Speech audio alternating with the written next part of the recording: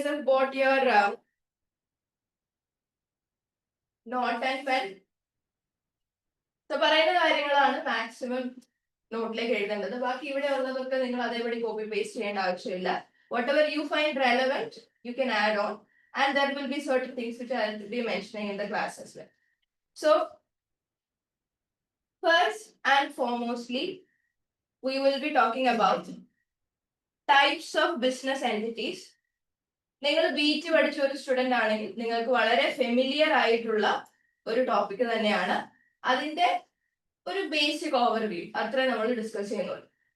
So before starting off with business entities we should know what a business is. Okay, so what is the peculiarity of a business? Or I may say, what is the difference between V-Guide and a government school? And the വ്യത്യാസം? You consider V-Guide as a business? Yeah. Okay. And education as a service is a different story. ഇപ്പോൾ നമ്മൾ പഠിക്കുന്ന എല്ലാ private ഇൻസ്റ്റിറ്റ്യൂട്ട്സും എന്താണ്? These are business organizations. Agree? Okay. Now, these business organizations, how are they different from a government school or a state-run school? എന്തായിരിക്കും വ്യത്യാസം? Primary objective ആണ് ഇവർ തമ്മിലുള്ള difference. So, if the primary objective of an organization is to make profit, primary objective, our operate ചെയ്യുന്നതിന്റെ തന്നെ ഏറ്റവും main reason profit ഉണ്ടാക്കുക എന്നാണെങ്കിൽ, they will be classified as a business activity. Is it clear? So, if the primary objective is profit, it is a business activity. Profit അല്ലാതെ എന്തും ആയിക്കോട്ടെ primary objective. It can be service, it can be welfare, it can be charity. So profit അല്ലാതെ എന്തും അവരുടെ primary objective ആണ്. അതിനാണ് not for profit organization എന്ന് നമ്മൾ കാറ്റഗറൈസ് ചെയ്യാറുള്ളത്. Government aided schools, government aided hospitals, charity, environmental groups, ഇതൊക്കെയാണെങ്കിൽ ആ കാറ്റഗറിയിലേക്കാണ് പോകുന്നത്. Those are not for profit organizations. നമുക്ക് ഇവിടെ അതിനെക്കുറിച്ച് പഠിക്കാനേ ഇല്ല. We will be considering only profit making organizations or commercial entities എന്ന് വിളിക്കാം. They are also called as commercial entities or profit making entities നമുക്ക് വിളിക്കാം.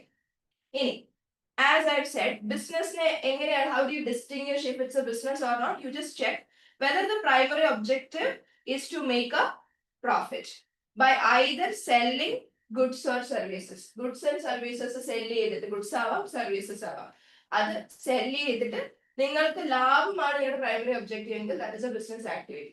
And please remember, throughout this paper we'll only be considering profit making organizations. Now, having said that, if you are from science background, profit എന്ന വാക്ക് നിങ്ങൾക്ക് അത്ര familiar ആയിരിക്കില്ല അല്ലെ?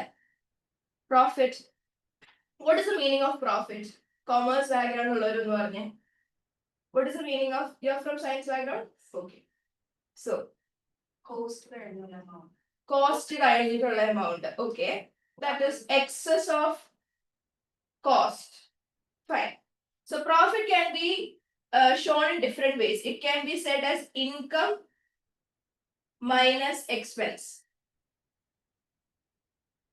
That is called as, if it's a positive figure aanengil, excess aanengil, it is called as a profit.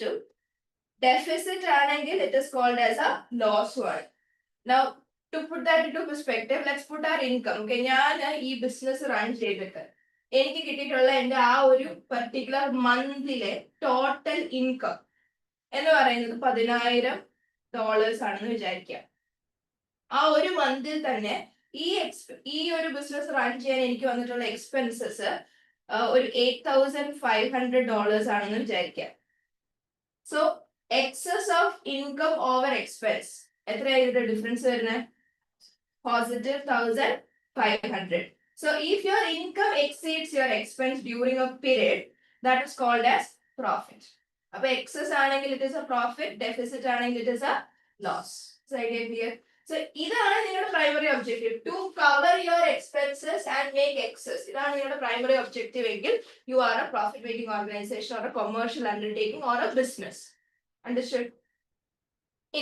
Next thing is, so my question is, oru government hospital or a government school, about a profit ഉണ്ടാക്കുന്നില്ല.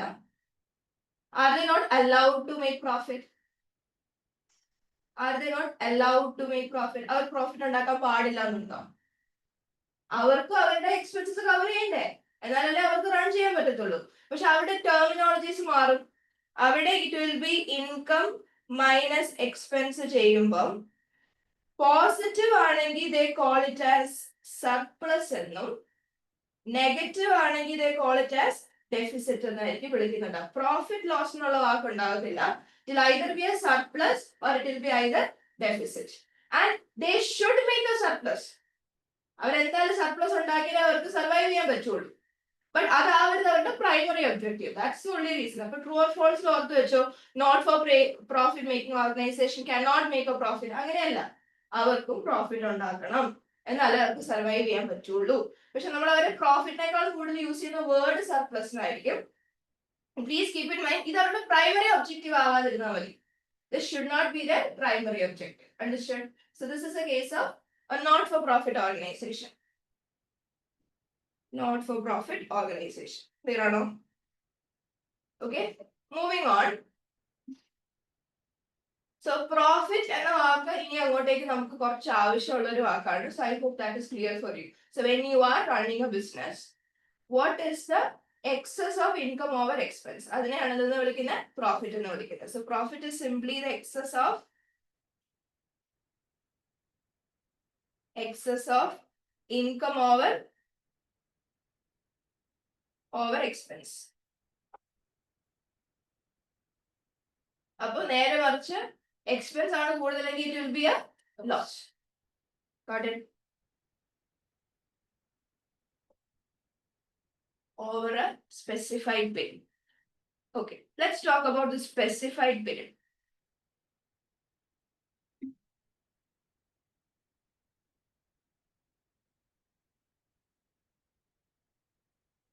Okay, so I want to check whether V-Guide is right now operating in profit or loss. So ഞാൻ എന്താ ചെയ്യാൻ വേണ്ടി പോകുന്നതെന്ന് വെച്ചാൽ V-Guide Jan, Feb, മാർച്ചിലെ income എടുക്കും. Okay, and I'll compare with Jan to Mayയിലെ എക്സ്പെൻസ് ആയിട്ട് കമ്പയർ ചെയ്യും. Okay, so income എന്ന് പറയുമ്പോൾ let's say it is 10,000, expense എന്ന് പറയുമ്പോൾ it is 12,000.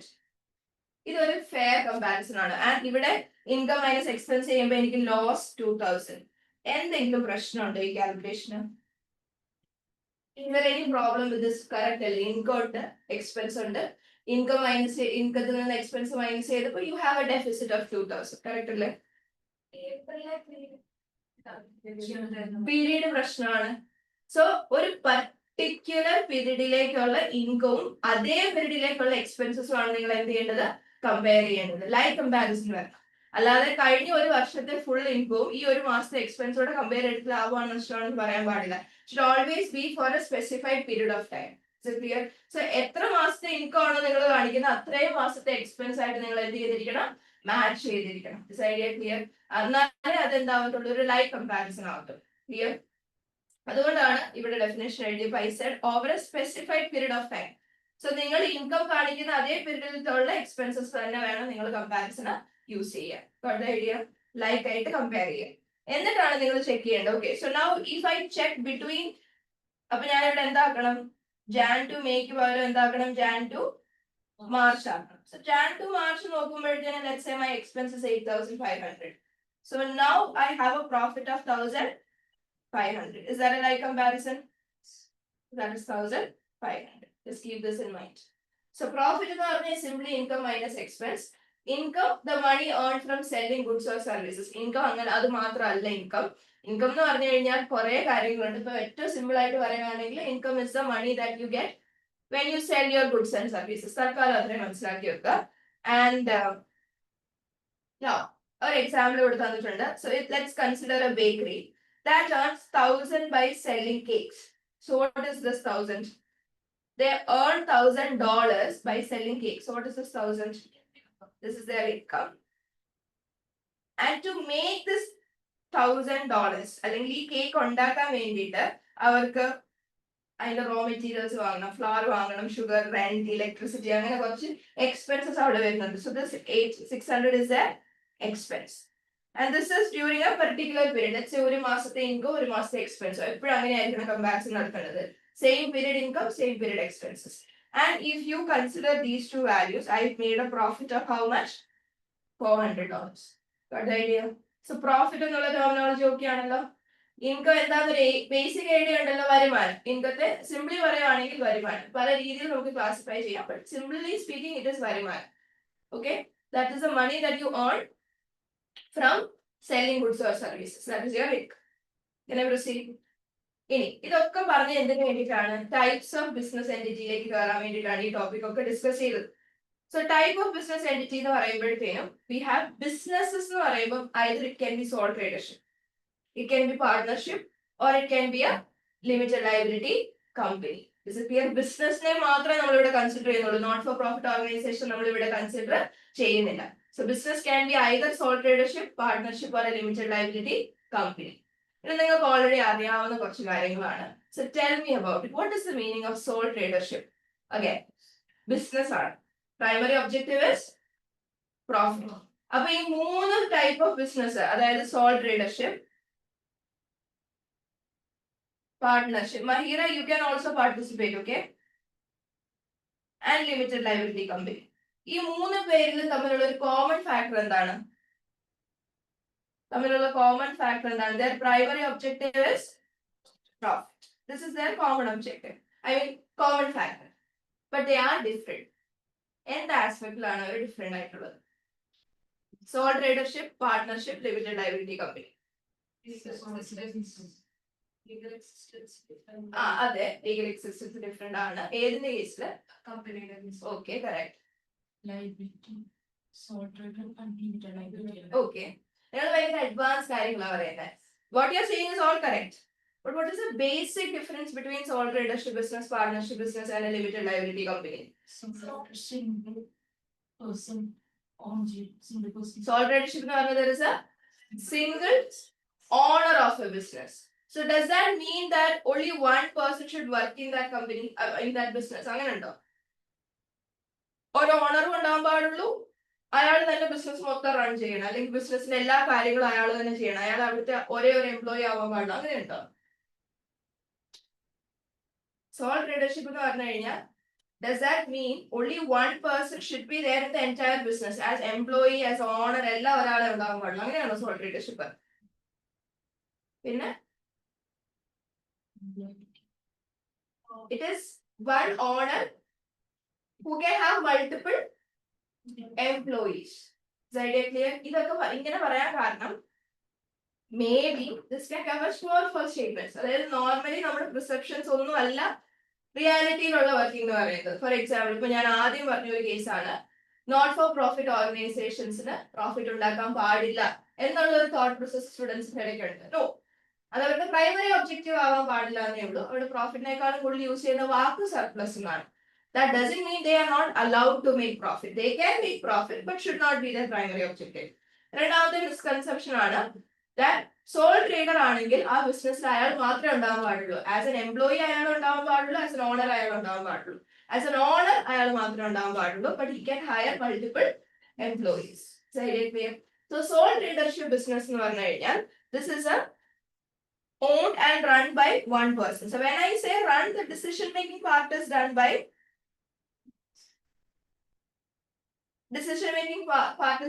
one person.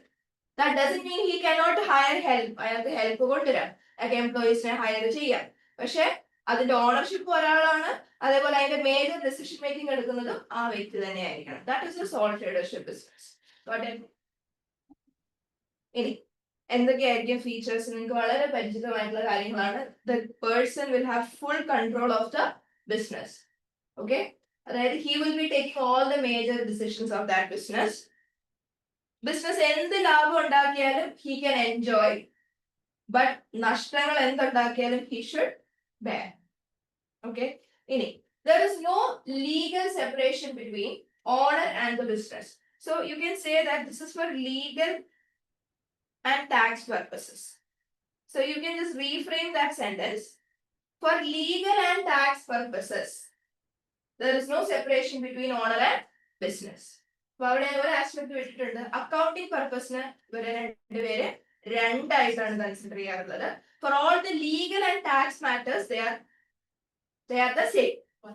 Okay, for legal and tax matters they are the same. For accounting purposes they are different. So just remember, for legal and tax aspect, I'll give you an example for that. Mahira, മനസ്സിലാവുന്നുണ്ടോ? So owner and business are same. For accounting aspect, accounting purposes,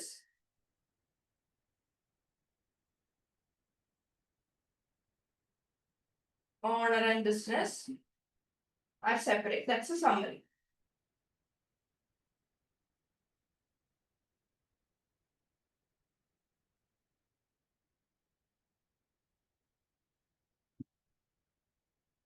This is a peculiarity of sole tradership, and this is also the peculiarity of partnership in India. Okay.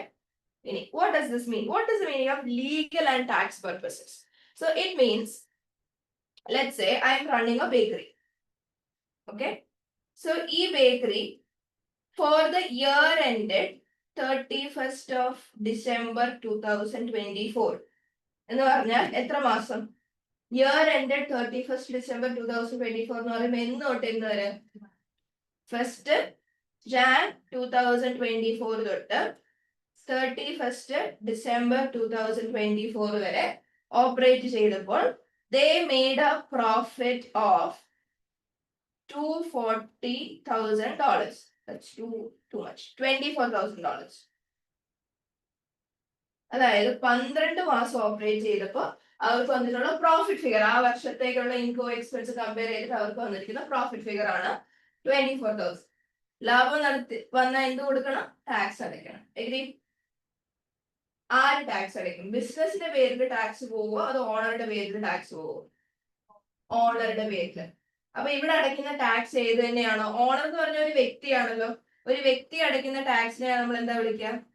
ഒരു individual അടയ്ക്കുന്ന tax is called as income tax. So ഈ profit എന്ന് പറയുന്നത്, ഈ profit ഇയാളുടെ trade profit ആയിട്ടാണ് consider ചെയ്യുന്നത്. ഈ വ്യക്തിയുടെ ട്രേഡ് പ്രോഫിറ്റ് ആയിട്ടാണ്, ഇയാളുടെ ട്രേഡ് ഇൻകം ആയിട്ടാണ് കൺസിഡർ ചെയ്യുന്നത്. ക്ലിയർ? ക്ലിയർ? അപ്പൊ ഈ ട്രേഡ് പ്രോഫിറ്റ് ആരാ ടാക്സ് കൊടുക്കേണ്ടത്? ബിസിനസിന്റെ പേരിലല്ല ടാക്സ് പോകുന്നത്. ആരുടെ പേരിലായിരിക്കും? ആ വ്യക്തിയുടെ പേരിലായിരിക്കും, ഓണറിന്റെ പേരിലായിരിക്കും ടാക്സ് പോകുന്നത്. ഓക്കെ, അതാണ് പറയുന്നത്. For tax aspect the owner and business are same. പറഞ്ഞ മൈറ? ഒന്നുകൂടി പറയോ? മനസ്സിലായില്ല. Okay, so do you understand that I am running a bakery and I am the sole trader? Okay, ഞാൻ മാത്രമേ ഉള്ളൂ അവിടെ ഓണർ ആയിട്ട്. I am running a bakery. Bakery ഈ വർഷം പ്രോഫിറ്റ് ഉണ്ടാക്കി 24,000 ട്രേഡ് പ്രോഫിറ്റ് ഉണ്ടാക്കി. പ്രോഫിറ്റ് ഉണ്ടാക്കിയ ടാക്സ് അടയ്ക്കണമെന്ന് അറിയത്തില്ല. ആര് ടാക്സ് അടയ്ക്കും? ഞാൻ അടയ്ക്കുവോ അതോ എന്റെ ബിസിനസിന്റെ പേരിൽ ടാക്സ് അടയ്ക്കുവോ?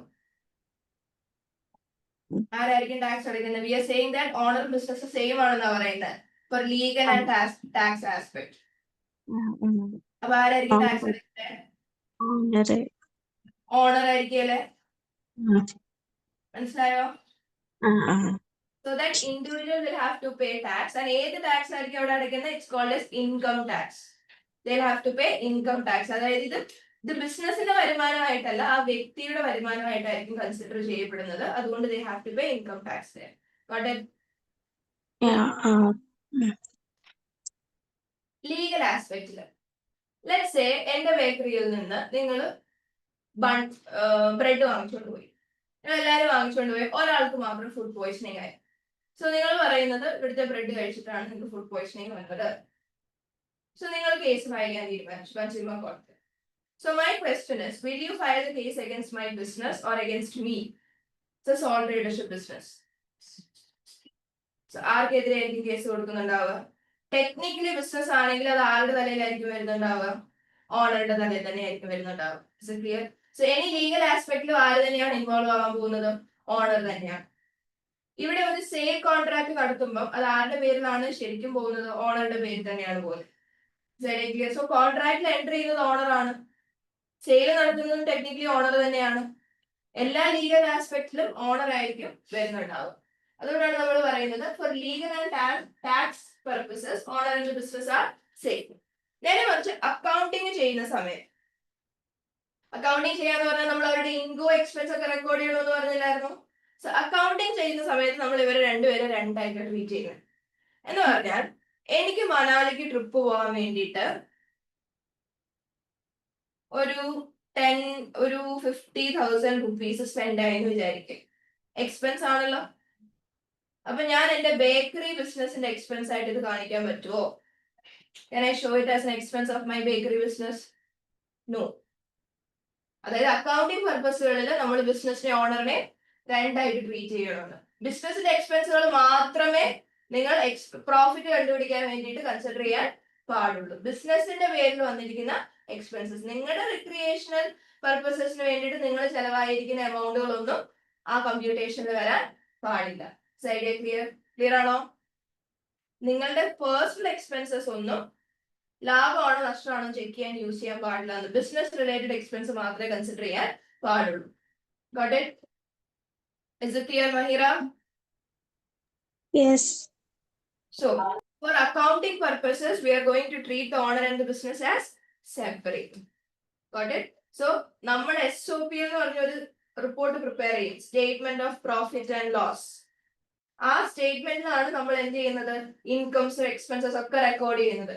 അതിൽ എന്ത് ഇൻകംസ് എന്ത് എക്സ്പെൻസസ് ആയിരിക്കണം? ഈ ബിസിനസിന്റെ ഇൻകംസും എക്സ്പെൻസസും മാത്രമേ റെക്കോർഡ് ചെയ്യാൻ പാടുള്ളൂ. Got the idea? Okay, moving on.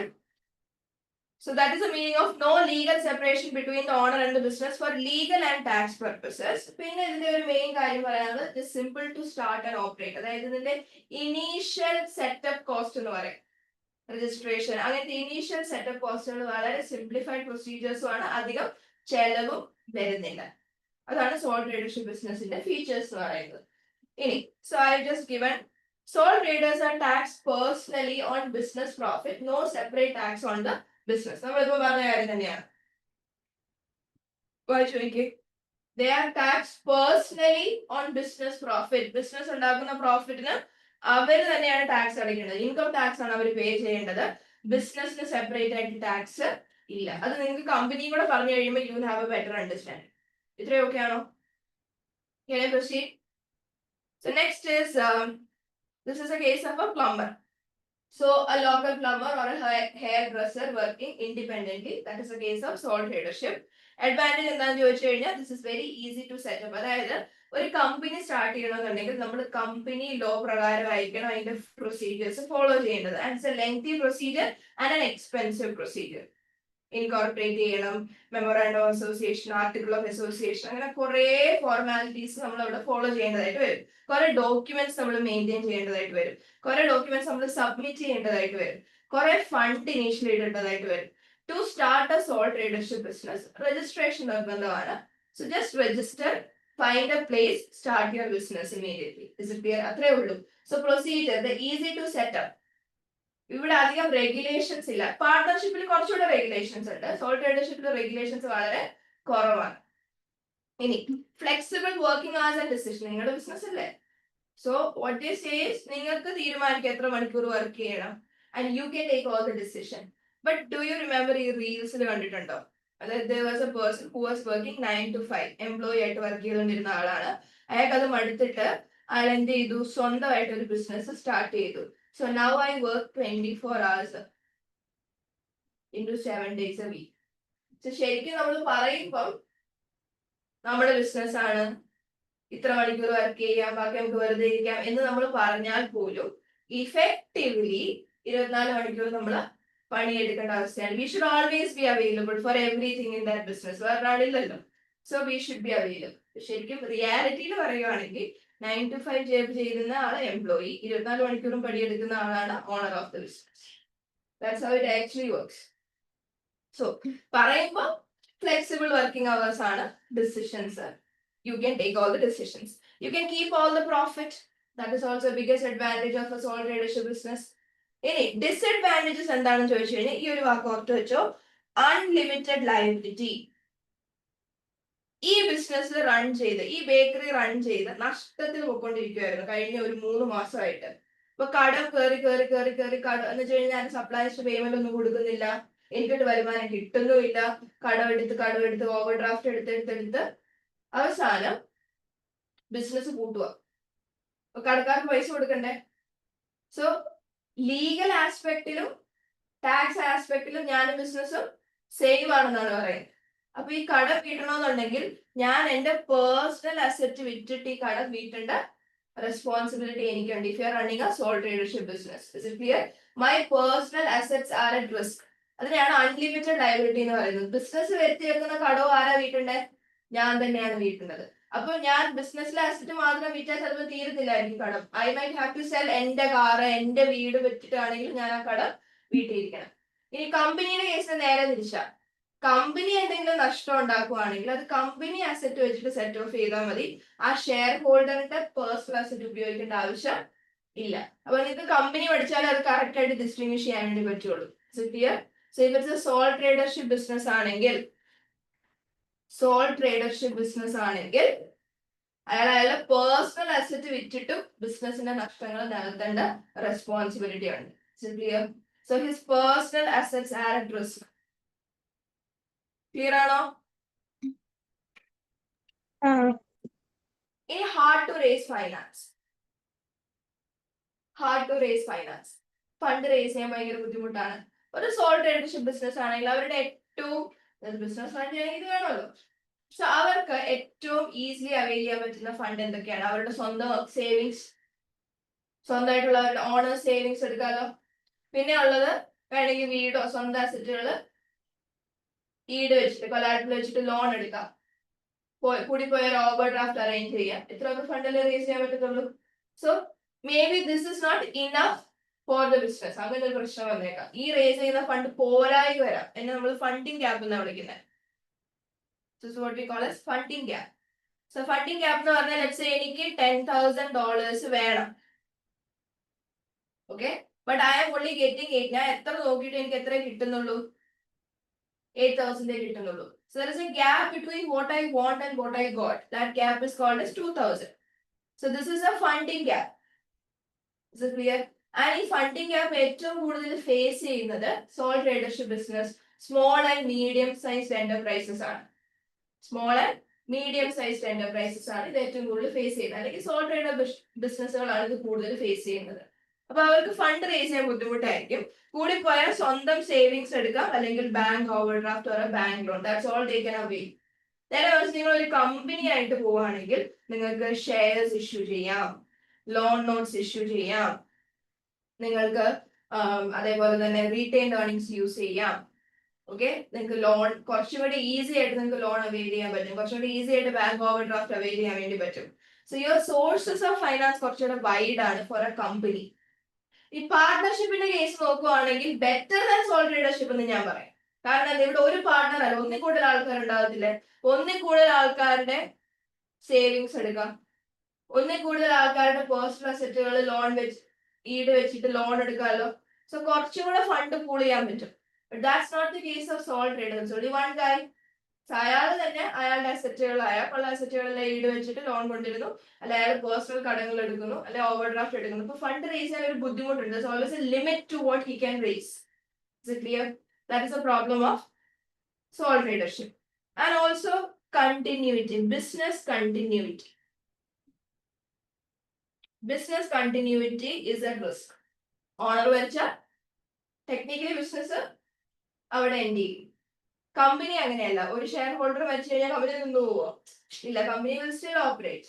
Okay, but here ആ legal aspect owner business same ആണല്ലോ. So if the owner dies the business ends there. So business continuity is at risk. Business continuity is at risk for a sole tradership business. നിങ്ങൾക്ക് already അറിയാവുന്ന കാര്യങ്ങളാണ്. അതുകൊണ്ടാണ് പറഞ്ഞത് ഇത് continuous. Just imagine തന്നെ നമുക്ക് ഇതേപോലെ ഒരു 4 ചാപ്റ്റർ ഉണ്ട്.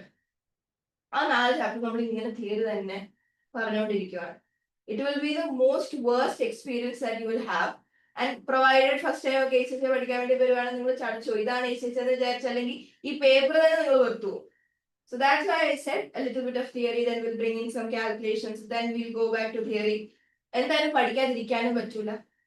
ആ ചാപ്റ്റേഴ്സ് പഠിക്കാതെ എക്സാമിന് പോയി കഴിഞ്ഞാൽ ഭയങ്കര റിസ്ക് ആണ്. U will have MCQs in section A. Section എയിൽ MCQs എന്തായാലും ഉണ്ടാവും അവിടുന്ന്. So we can't avoid it, but we won't be spending continuously time on it. Okay, so sole tradership എന്താണെന്ന് ഏകദേശം ഒരു ഐഡിയ കിട്ടിയല്ലോ. ഇതിന്റെ എല്ലാ ഡിസഡ്വാൻറ്റേജസ് നിങ്ങൾ അറിഞ്ഞിരിക്കേണ്ടതാണ്. Unlimited liability. For whom? ആർക്ക് unlimited liability? For owner, sole trader. So ഇവിടെ നമ്മൾ പറയാ sole trader എന്നാണ്. Owner of the business is called as sole trader. There is a funding gap. Funding gap എന്ന് ഉദ്ദേശിക്കുന്നത് what he wants and what he gets for his business ഒരു gap ഉണ്ട്. He won't be able to raise the exact amount that he wants. Then business continuity will also be a risk. So ഈ words പറയാൻ കാരണം may be ഈ വാക്കുകളൊക്കെ ആയിരിക്കും ചിലപ്പോൾ എക്സാമിൽ വരുന്നുണ്ടാവും. ഫണ്ടിങ് ഗ്യാപ്പ് നിങ്ങൾ FM ഡീപ്പായിട്ട് പഠിക്കുന്നതാണ്. ഫണ്ടിങ് ഗ്യാപ്പ് FM എന്ന് പറഞ്ഞ പേപ്പറിൽ ജസ്റ്റ് ആ ഒരു പുതിയ വാക്കുകൂടെ പഠിച്ചു വെച്ചേക്ക്. Unlimited liability for the sole trader, there will be a funding gap, and also business continuity is a risk. Can I proceed?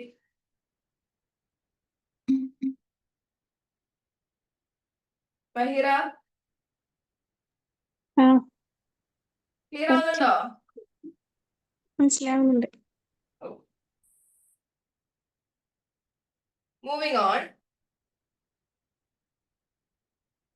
Can I proceed? Next is partnership. So partnership arrangement നമ്മൾ comparative ആയിട്ടായിരിക്കും പഠിക്കുന്നുണ്ടാവും. അതായത് soul ട്രേഡർഷിപ്പിനേക്കാളും ചില കാര്യത്തിൽ partnership better ആണ്, പക്ഷെ കമ്പനിയെക്കാളും ചില കാര്യത്തിൽ താഴെയായിരിക്കും partnership. So നമ്മൾ കമ്പാരിറ്റീവ് ആയിട്ടാണ് പറയുന്നത്. സോ പാർട്ണർഷിപ്പ് എന്ന് പറയുമ്പോഴത്തേക്കും when 2 or more people come together with a view to make profit and do a business, that is called as partnership. അവിടെ ഒന്നിൽ കൂടുതൽ ഓണേഴ്സ് ഉണ്ട്. They are called as partners. ഇവിടെ ഓണേഴ്സിനെ വിളിക്കുന്ന പേരാണ് എന്ത്? Partners. Whereas the previous case it was called as sole traders. These are partners. അപ്പൊ ഇവിടെ ഒന്നിൽ കൂടുതൽ ആൾക്കാർ, രണ്ടോ അതിൽ കൂടുതലോ ആൾക്കാർ ഒരുമിച്ച് വന്നിട്ട് they jointly own and run the business. അപ്പൊ ഇവിടെ ഡിസിഷൻ മേക്കിംഗ് എങ്ങനെയാ വരുന്നത്? അവരെല്ലാവരും കൂടെയാണ് ഡിസിഷൻ എടുക്കുന്നത്. Okay, not just one person. Everyone will be collectively taking decision and they have joint ownership over the business and they run the business. Is it clear? പലതരം partnership ഉണ്ട്, പക്ഷെ നമുക്ക് അങ്ങനെ ഡീറ്റെയിൽ ആയിട്ട് നോക്കേണ്ട ആവശ്യമില്ല. നമ്മൾ ജസ്റ്റ് പാർട്ണർഷിപ്പ് എന്താണെന്ന് ബേസിക് ആയിട്ട് അറിഞ്ഞിരുന്നാൽ മതി. സോ കീ ഫീച്ചേഴ്സ് എന്തൊക്കെയായിരിക്കും? There is shared ownership as well as risk, profit and risk. കാരണം സോൾ ട്രേഡർഷിപ്പിൽ ലാഭം വന്നാൽ അയാൾക്ക് തന്നെ എൻജോയ് ചെയ്യാം, നഷ്ടം വന്നാൽ അയാൾ ഒറ്റയ്ക്ക് സഹിക്കണം. ഇവിടെ ഓണർഷിപ്പ് സ്പ്രെഡ് ആണ്, അതായത് ഓണർഷിപ്പ് സ്പ്ലിറ്റ് ചെയ്തിട്ടുണ്ട്. അപ്പൊ ലാഭം വന്നാലും ഷെയർ ഇടണം, നഷ്ടം വന്നാലും ഷെയർ ചെയ്യാൻ വേണ്ടി പറ്റും. ഓക്കെ, ഇനി ഇവിടെയും partners are taxed individually on their profit share. ഞാനൊരു പാർട്ട്ണർഷിപ്പ് ആണ് റൺ ചെയ്യുന്നത്. Running a audit firm. ഞാൻ ഓഡിറ്റ് ഫേം റൺ ചെയ്യുവാണ്. ആ ഓഡിറ്റ് ഫേം റൺ ചെയ്തിട്ട് ഞങ്ങൾ എല്ലാരും കൂടെ ഓൺ ചെയ്യുന്ന ഒരു 5 പേരുണ്ട്. ഈ 5 പേരും കൂടെ ഓൺ ചെയ്യുന്ന ഓഡിറ്റ് ഫേം ആണ് കേട്ടോ. ഇത് പാർട്ണർഷിപ്പ് ആയിട്ട് ട്രീറ്റ് ചെയ്യാനുള്ള റീസൺ പാർട്ണർഷിപ്പ് നിയമത്തിന്റെ അണ്ടറിലാണ് ഇത് വന്നിരിക്കുന്നത്. This is as per the partnership act. So partnership profit എന്ന് പറയുന്നത് $100,000 ആണ്. ആ പാർട്ണർഷിപ്പ് ബിസിനസ് ഉണ്ടാക്കിയ പ്രോഫിറ്റ് $100,000. സോ ഈ പ്രോഫിറ്റിന് ആരാ ടാക്സ് അടയ്ക്കണ്ടേ? 5 പാർട്ട്നേഴ്സ് ആണ് ഇതിന് എന്തടക്കേണ്ടത്? ടാക്സ് അടയ്ക്കേണ്ടത്. So we're going to split this profit to the 5 partners. So let's say 20,000. അതിന് കുറെ ടാക്സ് ഇങ്ങനെയൊന്നും അല്ല കേട്ടോ, സിമ്പിൾ ആയിട്ട് പറയുന്നത് മാത്രമേ ഉള്ളൂ. This is not how tax works. ഞാനിതിനെ സ്പ്ലിറ്റ് ചെയ്യുവാണ് among the 5 partners. And ഈ 5 പാർട്ട്നേഴ്സിന് ഇതിന് ഏത് ടാക്സ് അടയ്ക്കണം? ഇൻകം ടാക്സ് അടയ്ക്കണം. ഇത് അവരുടെ ഇൻകം ആയിട്ടാണ്, ഇത് അവരുടെ ഇൻകം ആയിട്ടാണ്, ബിസിനസിന്റെ ഇൻകം ആയിട്ടല്ല. ഇത് ആ പാർട്ട്നേഴ്സിന്റെ ഇൻകം ആയിട്ടാണ് ട്രീറ്റ് ചെയ്യുന്നത്. സോ പാർട്ണർഷിപ്പിൽ നിന്ന് വരുന്ന പ്രോഫിറ്റ്, പാർട്ണർഷിപ്പിൽ നിന്ന് ചില പാർട്ട്നേഴ്സ് സാലറി കിട്ടാറുണ്ട്, പാർട്ണർഷിപ്പിൽ നിന്ന് ചില പാർട്ട്നേഴ്സിന് ഇൻട്രസ്റ്റ് കിട്ടാറുണ്ട്, ഇൻട്രസ്റ്റ് ഓൺ ക്യാപിറ്റൽ കിട്ടാറുണ്ട്. പാർട്ണർഷിപ്പിൽ നിന്ന് എന്ത് വരുമാനം കിട്ടിയാലും that is taxed on the partners. Owners ആണ് അതിന് ടാക്സ് അടയ്ക്കേണ്ടത്. They pay income tax on it. So clear? So ചുരുക്കത്തിൽ പറഞ്ഞ സെയിം ആസ് നമ്മൾ ഇവിടെ എഴുതിയ ഈ കാര്യം തന്നെ. For legal and tax aspect, ഓണറും ബിസിനസ്സും സെയിം ആണ്. But for accounting purposes again ഇവിടെ ഒരു റൂൾ ഉണ്ട്. They are separate. അതായത് പാർട്ട്ണറുടെ പേഴ്സണൽ എക്സ്പെൻസസ് ഒന്നും പാർട്ണർഷിപ്പിലേക്ക് കൊണ്ടുവരാൻ പാടില്ല, പാർട്ണർഷിപ്പിന്റെ SOP യിൽ കാണിക്കാൻ പാടില്ല. Got it? So this applies for both sole tradership as well as partnership. Can I proceed? ഇനി ഇവിടെ അൺലിമിറ്റഡ് ലയബിലിറ്റി.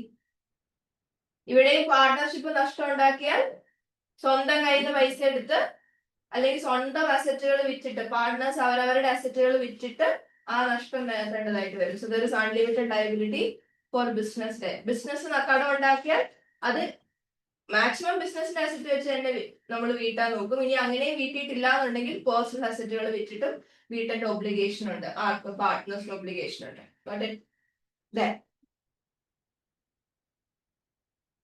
ഇനി partnership needs agreement from all partners to change ownership. Already 5 partner ഉണ്ട്. ഇതിലേക്ക് പുതിയതായിട്ട് ഒരു പാർട്ണർ വരണമെന്നുണ്ടെങ്കിൽ all the 5 partners should agree. Already 5 partner ഉണ്ട്. ഇതൊന്ന് ഒരാൾ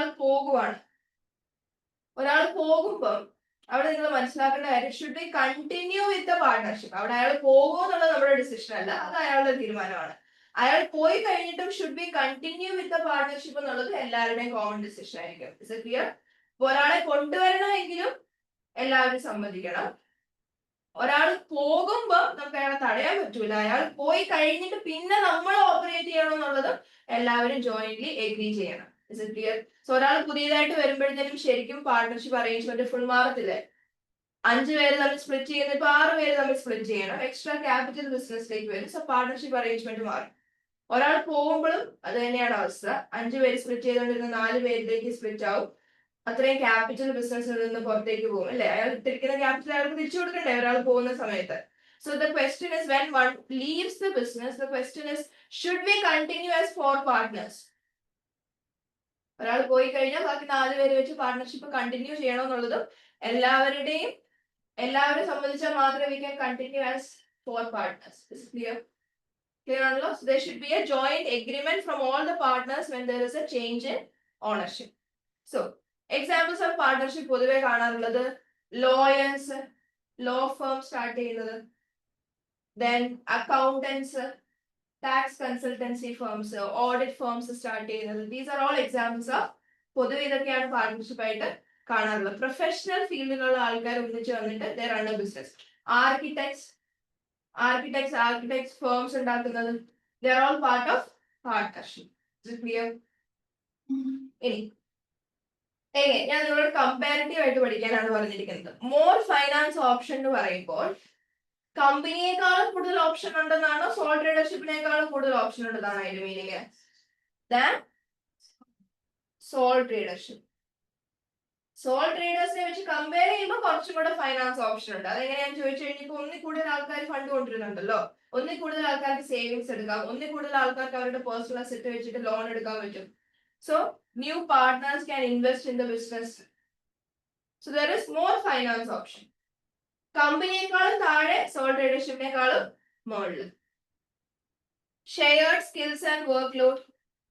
സോൾ ട്രേഡർ എന്ന് പറയുമ്പോൾ സ്വന്തം കഴിവ് വെച്ചിട്ട് മാത്രമേ അവർക്ക് ഓപ്പറേറ്റ് ചെയ്യാൻ പറ്റത്തുള്ളൂ, അവരുടെ നോളജ് മാത്രമേ അവിടെ വരുന്നുള്ളൂ. വേറെ partnership arrangement there are more people, more skill set ഉണ്ടാവും, അതേപോലെ വർക്ക് ലോഡ് അവിടെ ഷെയർ ചെയ്യാൻ വേണ്ടി പറ്റും. അതായത് ഒരു സോൾ ട്രേഡർ ആയിട്ട് ഞാൻ ഓപ്പറേറ്റ് ചെയ്യുമ്പോൾ 24 hours വർക്ക് ചെയ്യണമെങ്കിൽ when I M operating as A partnership business എല്ലാവരും സമയം ഇൻവെസ്റ്റ് ചെയ്യണം അല്ലെ? സോ എനിക്ക് എന്റെ വർക്ക് ലോഡ് അവിടെ സ്പ്ലിറ്റ് ചെയ്ത് കൊടുക്കാൻ പറ്റും. ഇനി ഷെയർഡ് ബിസിനസ് റിസ്ക്. എന്താ ഷെയർഡ് ബിസിനസ് റിസ്ക് എന്ന് പറഞ്ഞാൽ പ്രോഫിറ്റ്സും ഷെയർ ചെയ്യാം and losses are also shared. അതിനാണ് ബിസിനസ് റിസ്ക് ഷെയർ ചെയ്യാൻ ഉദ്ദേശിക്കുന്നത്. ലാഭം വന്നാലും കൊടുക്കണം, നഷ്ടം വന്നാലും you can share that. It's clear? Any disadvantages? Slower decision making. Again, കമ്പനിയെക്കാളും ഭേദമാണ്, പക്ഷെ സോൾ ട്രേഡർഷിപ്പിനേക്കാളും മോശമാണ്. സ്ലോവർ ആയിരിക്കും ഡിസിഷൻ മേക്കിംഗ്. കാരണം എല്ലാവരും സമ്മതിക്കണം ഒരു കാര്യം റൺ ചെയ്യണമെന്നുണ്ടെങ്കിൽ. So there is slower decision making. Obviously, there will be chances of dispute. What is the meaning of dispute? What is the meaning of dispute? The dispute. അതായത് ഡിസ്അഗ്രിമെന്റ്സ് ഉണ്ടാവാനുള്ള chances ഉണ്ട്. Profits share ചെയ്യും, അതൊരു പ്രശ്നമാണ്. എന്തുകൊണ്ട് ഡിസഡ്വാൻറ്റേജിൽ കാണിക്കുന്നു എന്ന് പറഞ്ഞു കഴിഞ്ഞാൽ അതെന്താ സോൾ ട്രേഡേഴ്സ് വെച്ച് കമ്പയർ ചെയ്യുമ്പോൾ സ്വന്തമായിട്ട് എൻജോയ് ചെയ്യാൻ പറ്റില്ല, എല്ലാവർക്കും വീതിച്ചു കൊടുക്കേണ്ടതായിട്ട് വരും.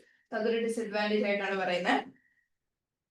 ആൻഡ് ഇവിടെയും business continuity at risk.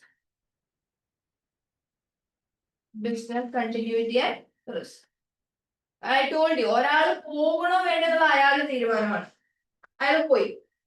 Should we continue as A partnership എന്നുള്ളത് എല്ലാവരും സമ്മതിച്ചാൽ മാത്രമേ നമുക്ക് എന്ത് ചെയ്യാൻ പറ്റത്തുള്ളൂ, ഇനിയും കണ്ടിന്യൂ ചെയ്യാൻ വേണ്ടി പറ്റുള്ളൂ. ലെറ്റ്സ് ഒരാൾ പോയി കഴിഞ്ഞപ്പോഴത്തേനും ബാക്കി ഒരാൾ പറയുകയാണ് ഇനി പാർട്ണർഷിപ്പ് ഡയലൂട്ട് ചെയ്തേക്കാം. Okay, so that will be A problem. ഇനി ലെറ്റ്സ് അയാൾ പോയി കഴിഞ്ഞ് ബാക്കി 3 പേര് വെച്ചിട്ട് ഒരു പാർട്ണർഷിപ്പ് കണ്ടിന്യൂ ചെയ്യണമെന്ന് നമ്മൾ പുതിയ എഗ്രിമെന്റ് ഫോം ചെയ്യണം. നമ്മൾ ഒന്നേന്ന് പിന്നെ സ്റ്റാർട്ട് ചെയ്യേണ്ടി വരും. പാർട്ണർഷിപ്പ് ഫുൾ റീകോൺസ്റ്റിറ്റ്യൂട്ട് ചെയ്യേണ്ടി വരും. So continuity is actually A problem. ഒരാൾ മരിച്ചു പോകുമ്പം ഒരു പാർട്ണർ ലീവ് ചെയ്യുന്ന സമയം കണ്ടിന്യൂറ്റി എല്ലാവരും സംബന്ധിച്ചാൽ മാത്രമേ we can continue as A partnership. ഇനി ലെറ്റ്സ് സേ 5 പേരുണ്ടായിരുന്നു, ഒരാൾ പോയി, അപ്പൊ എത്ര പേരായി? 4 പേരായി. 4 പേരിൽ ഒരാൾക്ക് കണ്ടിന്യൂ ചെയ്യാൻ താല്പര്യമില്ല. ഓക്കെ, സോ ബാക്കി 3 പേര് വെച്ചിട്ട് നിങ്ങൾക്ക് ഈ സെയിം പാർട്ണർഷിപ്പ് റൺ ചെയ്യാൻ പറ്റത്തില്ല. You will have to start a new partnership business there. You have to reconstitute the partnership. Got the idea? ഈ പാർട്ണർഷിപ്പ് തന്നെ റൺ ചെയ്യാൻ പറ്റത്തില്ല. ക്ലിയർ ആണോ? കാരണം 2 പേര് പോയി. So we need to reconstitute our partnership. അത് ലീഗൽ ആസ്പെക്ട് നമുക്ക് അതിനെ കുറിച്ച് പഠിക്കാനില്ല, ജസ്റ്റ് പറഞ്ഞത് മാത്രമേ ഉള്ളൂ. സോ ഇവിടെയും business continuity is A risk. So end if a partner leaves unless agreed otherwise. Last and നമുക്ക് ഏറ്റവും കൂടുതൽ എക്സാമിന് ഫോക്കസ് ചെയ്യേണ്ടത് ലിമിറ്റഡ് ലയബിലിറ്റി കമ്പനിയാണ്. ഇത് എല്ലാ കമ്പനിയും ലിമിറ്റഡ് ലയബിലിറ്റി കമ്പനി എന്നാണ് വിളിക്കാറുള്ളത്. Why are they called limited liability company? കാരണം നമ്മൾ സോൾ ട്രേഡർഷിപ്പിലും പാർട്ണർഷിപ്പിലും യൂസ് ചെയ്ത വാക്കാണ്. What was the word we used? Unlimited liability. So why did they specifically say it's a limited liability company? ആർക്ക് ലിമിറ്റഡ് ലയബിലിറ്റി ആണ്? ഇവിടെ ഓണേഴ്സിനെ വിളിക്കുന്ന പേരാണ് shareholders. Owners are called shareholders. ഇവർക്ക് ലിമിറ്റഡ് ലയബിലിറ്റി ആണ് എന്ന് പറഞ്ഞാൽ എക്സാക്ട് അവർ എത്ര എമൗണ്ട് ആണ് ഇൻവെസ്റ്റ് ചെയ്തിരിക്കുന്നത്, അവർക്ക് അതിനുള്ള ബാധ്യത മാത്രമേ ബിസിനസ്സുമായിട്ടുള്ളൂ. നാളെ ബിസിനസ് പൂട്ടിപ്പോയാലും അവരുടെ കയ്യിൽ മാക്സിമം എത്ര നഷ്ടമാവും? അവർ ഇട്ട പൈസ നഷ്ടമാവും. അല്ലാതെ അവരുടെ വീടും കാറും വിറ്റിട്ട് ബിസിനസിന്റെ കടം വീട്ടേണ്ട ആവശ്യം ഇല്ല. അവരുടെ personal assets are not used to settle the liability of the business unless ഏതെങ്കിലും ഒരു ഷെയർ ഹോൾഡർ എഗ്രി ചെയ്താൽ. ക്ലിയർ ആണോ? Is it clear?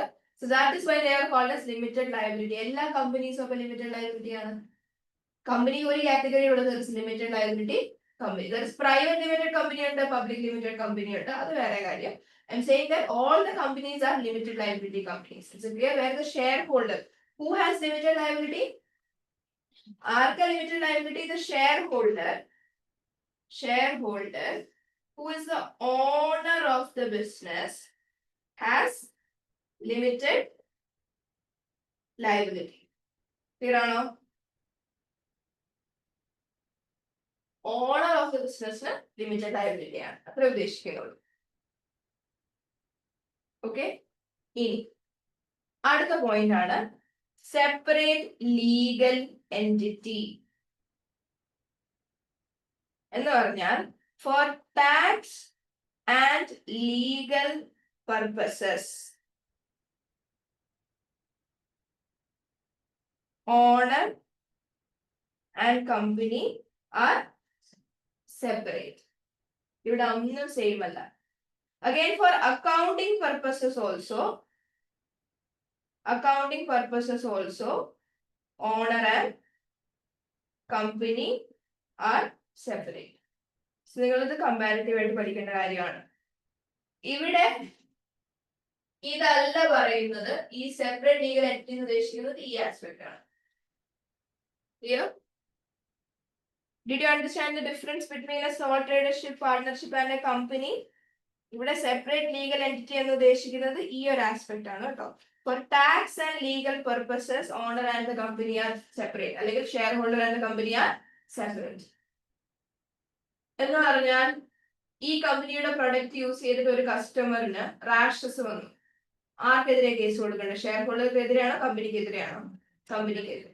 കമ്പനിക്ക് ഒരു സപ്ലയറിനെതിരെ കമ്പനിയുടെ ഒരു സപ്ലയറിനെതിരെ കേസ് കൊടുക്കണം. അപ്പൊ ആരാ കേസ് കൊടുക്കാൻ പോകുന്നത്? ഷെയർ ഹോൾഡർ ആണ് കേസ് കൊടുക്കാൻ പോകുന്നത്. കമ്പനിയുടെ പേരിലാണ് കേസ് കൊടുക്കുന്നത്.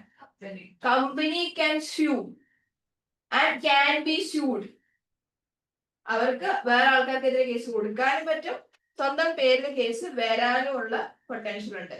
They can enter into contract. അവർക്ക് കോൺട്രാക്റ്റിൽ ഏർപ്പെടാം. അതായത് company can buy and sell goods and services. Is it clear?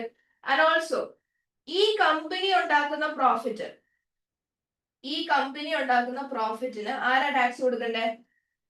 Tax by company. Can you name the tax? Corporation. This is called as corporation tax. Rirana Mahira. Okay.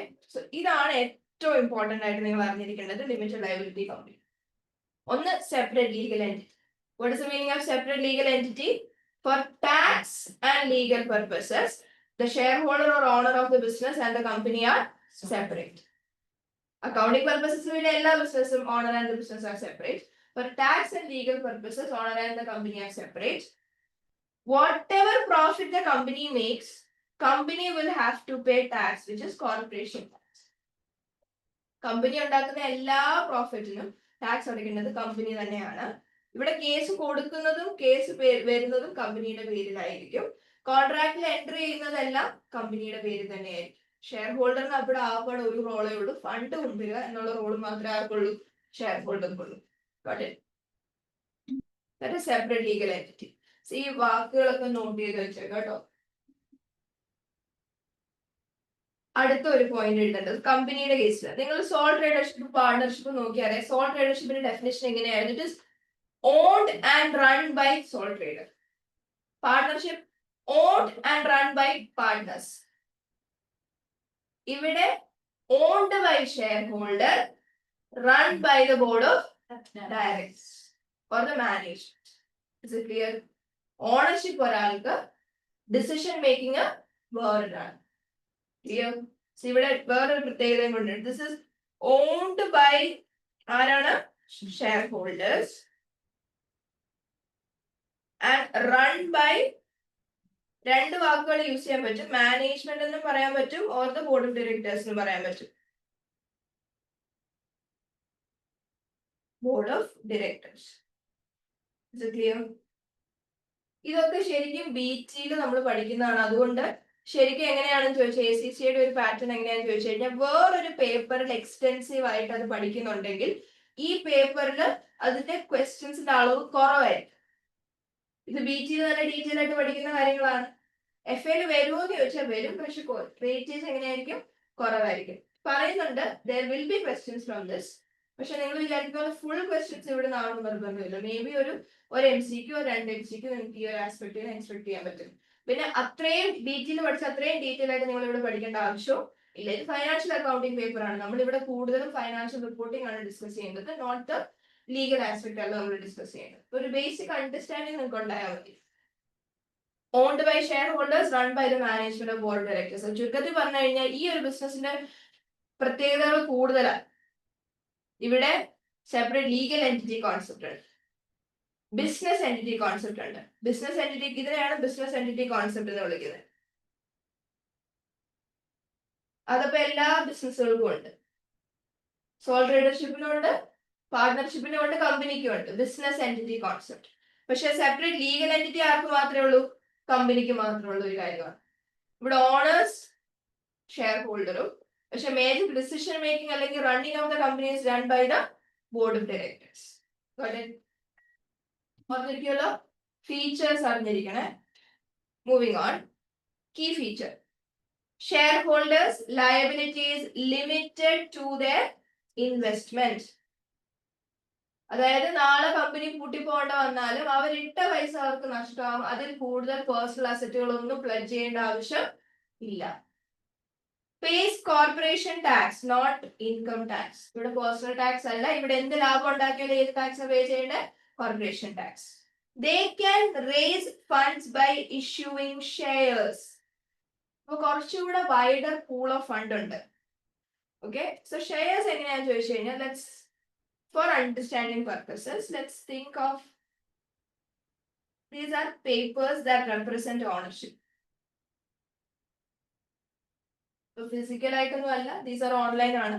So these are papers that represent ownership. So company ഈ papers issue ചെയ്യുമെന്ന് പറയും. Issue ചെയ്യാന്ന് പറഞ്ഞു കഴിഞ്ഞാൽ cell എന്ന് വാക്ക് പറയരുത്. They give it to people who have fund. So there is A, B, C and D. ഇവരുടെയൊക്കെ അടുത്ത് പൈസയുണ്ട്. അവർക്ക് ഏതെങ്കിലും ഒരു ബിസിനസ്സിൽ ഇൻവെസ്റ്റ് ചെയ്യണം. സോ ഇവർ എന്ത് ചെയ്യും? They will give cash. In return they will get shares. So കമ്പനിക്ക് എന്ത് കിട്ടും? കമ്പനിക്ക് ക്യാഷ് കിട്ടും. ഷെയർ ഹോൾഡേഴ്സിന് എന്ത് കിട്ടും? ഷെയർസ് കിട്ടും. Shares represent ownership in the company. So let's say I have 10,000 shares ഉണ്ടെങ്കിൽ ഔട്ട് ഓഫ് ആ കമ്പനിയിൽ മൊത്തം 1,00,000 ഷെയർസ് ആണ്. അതിൽ എനിക്ക് 10,000 ഷെയർസ് ഉണ്ടെങ്കിൽ അതിന്റെ മീനിങ് എന്താ? I have 10% ownership in the company. മനസ്സിലായോ? Is it clear? So shares represents ownership. So number of shares you hold, that is your ownership in the company. നിങ്ങൾക്ക് എന്താ advantage? You as a share holder, you are owner of a company അല്ലേ? നാളെ ഈ company ഉണ്ടാക്കുന്ന പ്രോഫിറ്റിന്റെ ഒരു വീതം നിങ്ങൾക്കുള്ളതല്ലേ? ഒരു portion നിങ്ങൾക്കുള്ളതല്ലേ? നാളെ ഈ ഷെയർസ് മറിച്ച് വിറ്റാൽ നിങ്ങൾക്ക് കാശ് കിട്ടത്തില്ലേ? നിങ്ങൾക്ക് ഷെയർ വേണ്ട. You can sell it to someone else. You still get money. Okay, so പ്രോഫിറ്റും ക്യാപിറ്റൽ ഗെയിനും നിങ്ങൾക്കുള്ളതാണ്. ഇനി കമ്പനിക്ക് എന്താ മെച്ചം? ഫണ്ട് റേസ് ചെയ്യാൻ പറ്റും. ബിസിനസ് ഓപ്പറേറ്റ് ചെയ്യാനുള്ള ഫണ്ട് റേസ് ചെയ്യാൻ വേണ്ടി പറ്റും ബൈ ഇഷ്യൂയിങ് ഷെയർസ്. ഇത് സോൾ ട്രേഡർഷിപ്പിൽ നടക്കൂല, പാർട്ണർഷിപ്പിൽ നടക്കൂല. ഇവിടെ ഇത് കമ്പനിക്ക് മാത്രമുള്ള പ്രത്യേകത. കമ്പനിക്ക് ഫണ്ട് റേസ് ചെയ്യാൻ കുറച്ചുകൂടെ എളുപ്പമാണ്. കുറച്ചുകൂടെ ലാർജ് പൂൾ ഓഫ് ഫണ്ട് അവർക്ക് കിട്ടും ത്രൂ ഇഷ്യൂയിങ് ഷെയർസ്. ഇതിനെക്കുറിച്ച് നമ്മൾ ഡീറ്റെയിൽ ആയിട്ട് കമ്പനി അക്കൗണ്ട്സിൽ പഠിക്കുന്നുണ്ട്. We will be having company accounts. അത് നമ്മൾ ഡിസ്കസ് ചെയ്യുന്നുണ്ട്. ജസ്റ്റ് ആ ഒരു വാക്ക് ജസ്റ്റ് പറഞ്ഞത് മാത്രമേ ഉള്ളൂ. So they can raise fund. പൈസയ്ക്ക് ആവശ്യം വരുമ്പോൾ they can issue shares. Sell എന്ന് പറയരുത്. they can company can issue shares. So company ഇവിടെ ഇഷ്യൂ ആണ് ചെയ്യുന്നത്. എ എമ്മിന് ഷെയർ കൈമാറുമ്പോൾ I will say sell shares. പക്ഷെ കമ്പനി എക്ക് കൊടുക്കുമ്പോൾ the word should be issue shares. These are the terminologies. Company അത് പബ്ലിക്കിന് ഓഫർ ചെയ്യുമ്പോഴത്തേന് that is issue of shares. ഒരു ഷെയർ ഹോൾഡർ വേറൊരാൾക്ക് അത് കൈമാറുമ്പോൾ that is sale of shares ആണ്. രണ്ട് മീനിങ് അവര്. Company can issue shares. Anita cannot issue shares. Anita can sell her shares. V-Guide Limited can issue their shares. Is it clear? Word issue, sell എന്നുള്ള difference മനസ്സിലായി. രണ്ടാണ് കേട്ടോ. Even if a shareholder dies or sells the shares, the company continues. Let's say Anita is a shareholder of V-Guide Private Limited. ഞാൻ എന്റെ shares ഒരാൾക്ക് വിൽക്കുവാണ് എന്ന് പറഞ്ഞ് V-Guide അവിടെ നിന്ന് പോകുന്നില്ല. Without unaffected they are continuing their business.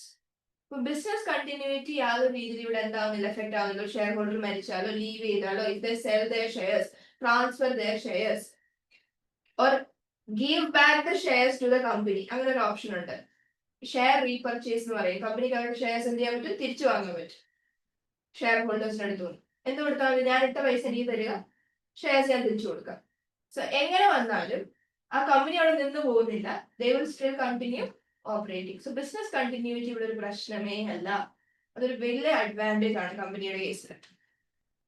അപ്പൊ നമുക്ക് കമ്പനി ആയിട്ട് പറയുവാണെങ്കിൽ Tesco, Apple, TCS, Reliance group, ഇതൊക്കെ. Even V-Guide is also a private limited company. V-Guide Innovations Private Limited എന്നാണ് ശ്രദ്ധിച്ചിട്ടുണ്ടായിരുന്നോ? So this is actually a private limited company, not a public listed company, but a private limited company. So, and there are also family run businesses under Nike. Nike is actually not a listed company. Nike is actually a private limited family run business ആണ് Nike എന്ന് പറയുന്നത്. നിങ്ങളുടെ shoes ഇല്ലേ ഇവിടെ ഇത്? Okay, so that is also actually a private limited company. Actually it's a family run private limited company. Tesla ഉണ്ട് നമ്മുടെ.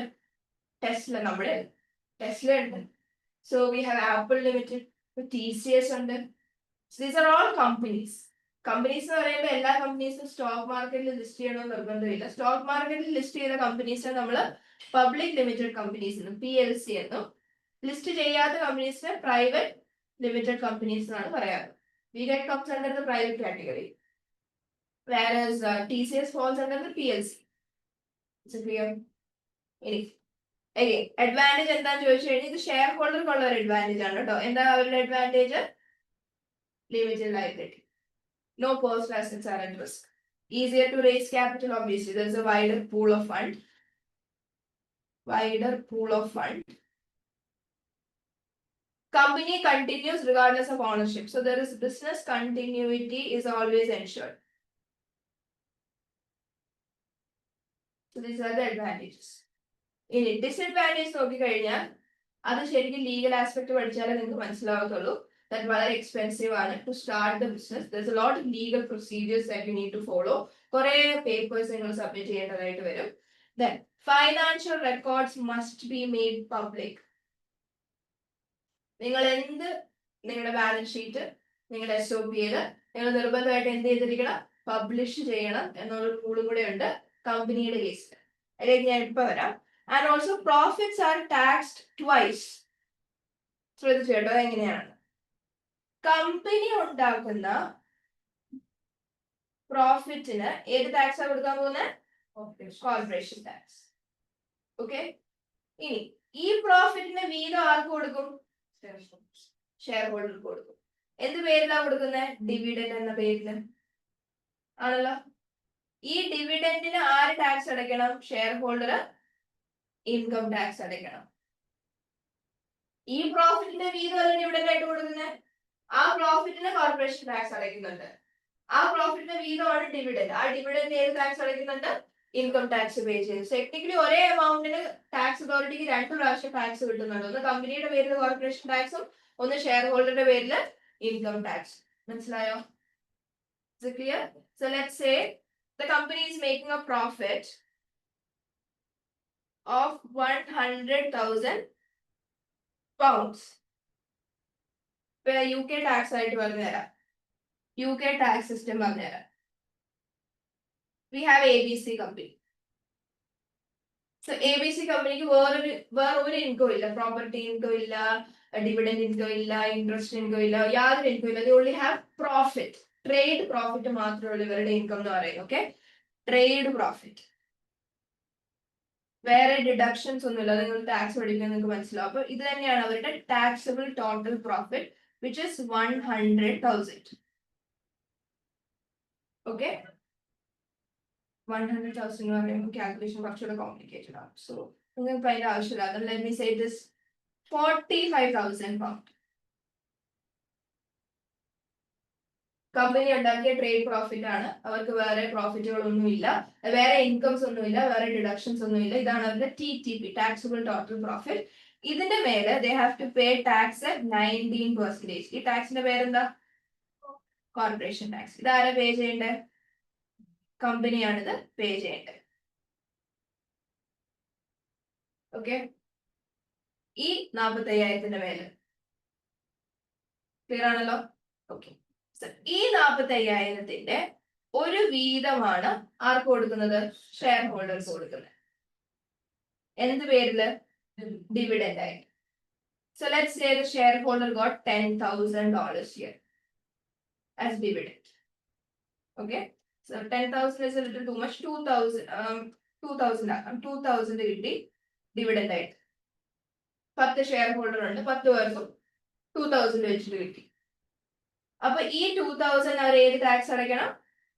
Income tax അടയ്ക്കണം. സോ ദ റൂൾ ഇസ് ആദ്യത്തെ 500 0%, ബാക്കി 1,500 8.75% ആയിട്ട് ടാക്സ് അടയ്ക്കണം. നമുക്ക് ടാക്സിന് പഠിക്കാനുള്ളത്, നമുക്ക് ഇവിടെ ആവശ്യമില്ല. ശരിക്കും പറഞ്ഞാൽ ഈ 2,000 എന്ന് പറയുന്നത് ഇതിനകത്തുനിന്നല്ലേ? ഈ 45,000 നല്ല ഈ 2,000 വന്നിരിക്കുന്നത്. ഈ 45,000 പ്രോഫിറ്റിൽ നിന്നാണ് ഡിവിഡൻഡ് പേ ചെയ്തിരിക്കുന്നത്. പ്രോഫിറ്റിന് ഓൾറെഡി ഏത് ടാക്സ് പോയിട്ടുണ്ട്? കോർപ്പറേഷൻ ടാക്സ് പോയിട്ടുണ്ട്. അതേ വീതം വെക്കലാണ് ഈ 2,000 എന്ന് പറയുന്നത്. ഈ 2,000 പേരിൽ ഒരു 8.75% ടാക്സ് പോകുന്നുണ്ട്. ഫുൾ 2,000 അല്ല, 1,500. ഇതെന്താ നിങ്ങൾ നോക്കണ്ടത്? ഇത് ഒരു കാൽക്കുലേഷൻ ആണ്, ടാക്സിൽ പഠിക്കുന്ന ഒരു കാൽക്കുലേഷൻ ആണ്. ക്ലിയർ ആണോ? What is the meaning here? The profits are taxed twice. 2 പ്രാവശ്യം ആ പ്രോഫിറ്റിന് ടാക്സ് പോയിട്ടുണ്ട്.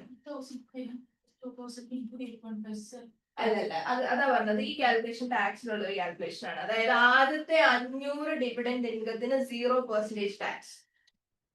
അതൊരു പ്രിവിലേജ് ആണ്, ടാക്സ് അതോറിറ്റി കൊടുക്കുന്ന ഒരു പ്രിവിലേജ് ആണ്. ആദ്യത്തെ 500 പൗണ്ടിന് നിങ്ങൾ ടാക്സ് അടയ്ക്കേണ്ടെന്ന് അവർ പറയുന്നില്ല, 0% tax.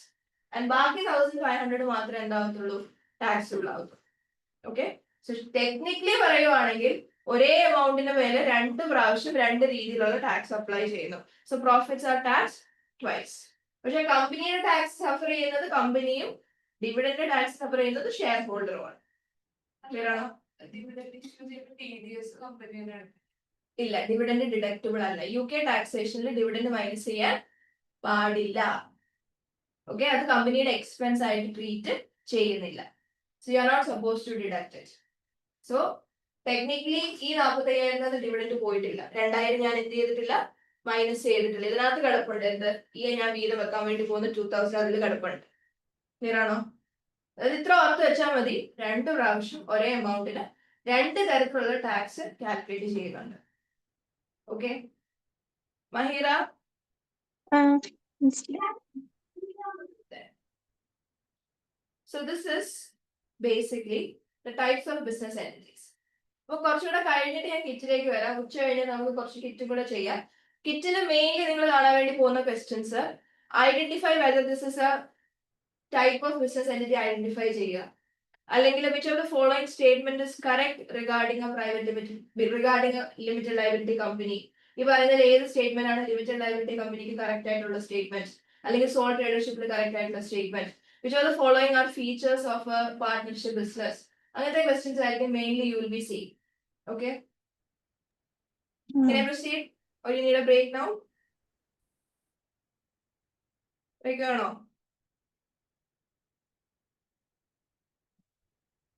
Break or no? Or should we continue? എങ്ങനെയാ? Continue. Okay. So moving on. Financial reporting. ഇത് ശരിക്കും പറഞ്ഞ ആവശ്യമില്ല, പക്ഷെ this is A part of your syllabus, അതുകൊണ്ട് ജസ്റ്റ് കവർ ചെയ്തേ ഉള്ളൂ. ഫൈനാൻഷ്യൽ റിപ്പോർട്ടിംഗ്, അതായത് നമ്മൾ ഒരു അക്കൗണ്ടന്റ് ആയിട്ട് ഒരു ബിസിനസ്സിലേക്ക് എൻ്റർ ചെയ്യുവാണെങ്കിൽ അവിടെ നമ്മൾ ചെയ്യുന്ന കുറച്ച് കാര്യങ്ങളുണ്ട്. V record transactions. ഓക്കെ, ഓരോ സെയിലും ഓരോ പർച്ചേസും ഓരോ എക്സ്പെൻസസും നമ്മൾ റെക്കോർഡ് ചെയ്യും. എന്നിട്ട് നമ്മൾ അതിനെ ക്ലാസിഫൈ ചെയ്യും. അതായത് നിങ്ങളുടെ അടുത്തുനിന്ന് ഇപ്പൊ നിങ്ങളിൽ എല്ലാവരും ഫീസ് അടയ്ക്കുന്നുണ്ട്, ഇതെല്ലാം ഇൻഡിവിജ്വലി റെക്കോർഡ് ചെയ്യും. They all fall under the same category. Fees എന്ന് പറഞ്ഞ വി ഗൈഡിനെ സംബന്ധിച്ചിടത്തോളം അവരുടെ റവന്യൂ ആണ്. So they all fall under the same category. So we categorize it. Then at the end of a month or end of a quarter, we prepare a report on that. അതായത് ഈ ക്വാർട്ടറിൽ എത്ര ലാഭം എത്ര നഷ്ടം. So basically this is what happens in financial reporting as well. So in financial reporting, you record transaction, you analyze those transactions, and you summarize them into financial data to prepare financial statements.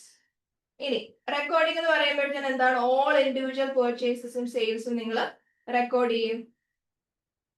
So for example, നിങ്ങൾ ഒരു super മാർക്കറ്റിലേക്ക് ചെല്ലുവാണ്, do you see that they scan the barcode and they enter the data, right? So individually ഓരോ സെയിലും അവിടെ എന്ത് ചെയ്യുന്നുണ്ട്, ഓരോ സാധനങ്ങൾ വിറ്റതിന്റെ സെയിലും അവിടെ റെക്കോർഡ് ചെയ്യപ്പെടുന്നുണ്ട്. അതായത് എത്ര how many chocolates are being sold. ചോക്ലേറ്റിൽ തന്നെ പല കാറ്റഗറി ഓഫ് ചോക്ലേറ്റ്സ് ഉണ്ട്. സോ എത്ര ഡയറി മിൽക്ക് ആണ് വിൽക്കുന്നത്, എത്ര കിറ്റ്കാറ്റ് ആണ് വിൽക്കുന്നത്, അത് കറക്റ്റ്ലി ഇൻഡിവിജ്വലി ക്ലാസിഫൈഡ് ആണ്. Then they analyze ചെയ്യാൻ വേണ്ടിയിട്ട് നമ്മൾ ഇതിനെ ഗ്രൂപ്പ് ചെയ്യും. സോ ചോക്ലേറ്റ്സ് പറയുന്ന ഹോൾ കാറ്റഗറിയിൽ എത്ര സെയിൽ നടന്നിട്ടുണ്ട്, അല്ലെങ്കിൽ ഹോം അപ്ലയൻസസിന് മൊത്തത്തിൽ എത്ര സെയിൽ നടന്നിട്ടുണ്ട്, അങ്ങനെ നമ്മൾ ഗ്രൂപ്പ് ചെയ്യും. പിന്നെ സെയിൽസിനെ എല്ലാം ഒരുമിച്ച് ഗ്രൂപ്പ് ചെയ്യും, എക്സ്പെൻസസിനെ എല്ലാം ഒരുമിച്ച് ഗ്രൂപ്പ് ചെയ്യും.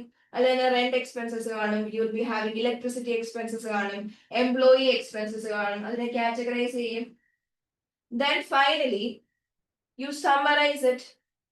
സോ നിങ്ങൾ സമ്മറൈസ് ചെയ്യുന്നതാണ് നമുക്ക് ഇവിടെ മെയിൻ ആയിട്ട് പഠിക്കാനുള്ളത്. Mainly the recording part and the summarising part. So summarise ചെയ്യാന്ന് പറഞ്ഞു കഴിഞ്ഞാൽ ഇതെല്ലാം നമ്മൾ ഫൈനാൻഷ്യൽ സ്റ്റേറ്റ്മെന്റ്സിലേക്ക് കൊണ്ടുവരും. ഇപ്പൊ നമുക്ക് ഫൈനാൻഷ്യൽ സ്റ്റേറ്റ്മെന്റ്സ് എന്ന് പറയുമ്പോൾ നിങ്ങൾക്ക് കേട്ടിട്ടുള്ള വാക്കുകൾ ബാലൻസ് ഷീറ്റ് ആയിരിക്കും, that is a financial statement. Trade and profit and loss account ഉണ്ട്. ഇതൊക്കെയായിരിക്കും പൊതുവെ നിങ്ങൾ കേട്ടിട്ടുള്ള ഫൈനാൻഷ്യൽ സ്റ്റേറ്റ്മെന്റ്സ്. ഈ ഡേറ്റ മൊത്തം ഈ ഫൈനാൻഷ്യൽ സ്റ്റേറ്റ്മെന്റ്സിലേക്ക് നമ്മൾ സമ്മറൈസ് ചെയ്യും. എന്ന് പറഞ്ഞാൽ നമ്മള് ഈ കാര്യങ്ങളൊക്കെ നമ്മുടെ ഷെയർ ഹോൾഡറിനെ അറിയിക്കണ്ടേ. ഈ ബിസിനസ് റൺ ചെയ്യുന്നത് ആരാ? Board of directors of the management. പൈസ ഇട്ടത് ആരാ? Share holders. സോ ഇത് കമ്പനിയുടെ കേസ് ഞാൻ പറയുന്നത്. അപ്പൊ കമ്പനിയുടെ കേസിൽ എന്താ നടക്കുന്നത് ഷെയർ ഹോൾഡർക്ക് അറിയണ്ടേ. അപ്പൊ എത്ര ഇൻഡിവിജ്വൽ ചോക്ലേറ്റ്സ് വിറ്റു എന്ന് അവർ അറിയേണ്ട ആവശ്യമില്ല. അവർക്ക് എന്തറിഞ്ഞാൽ മതി? മൊത്തത്തിന്റെ ലാഭമാണോ നഷ്ടമാണോ എന്ന് അറിഞ്ഞാൽ മതി. സോ ഓരോ സെയിൽസ് അവർ റെക്കോർഡ് ചെയ്ത് കാറ്റഗറൈസ് ചെയ്ത് അതിനൊരു കാറ്റഗറി ഡിസൈഡ് ചെയ്ത് എന്നിട്ട് റിപ്പോർട്ട് പ്രിപ്പയർ ചെയ്യും. ആ റിപ്പോർട്ടിൽ എന്തായിരിക്കും? ടോട്ടൽ വാല്യൂ ആയിരിക്കും. ടോട്ടൽ സെയിൽസ് ഇത്ര, ടോട്ടൽ എക്സ്പെൻസ് ഇത്ര, ടോട്ടൽ പ്രോഫിറ്റ് ഇത്ര, ടോട്ടൽ അസറ്റ്സ് ഇത്ര, ടോട്ടൽ ലയബിലിറ്റി ഇത്ര. അത് നമ്മൾ എന്ത് ചെയ്യുന്നത്? ഒരു റിപ്പോർട്ടിലേക്ക് സമ്മറൈസ് ചെയ്യും. സോ ആ റിപ്പോർട്ടുകളെല്ലാം നമ്മൾ ഒരുമിച്ച് വിളിക്കുന്ന പേരാണ് financial statements. These are like financial reports. Financial statements or financial reports.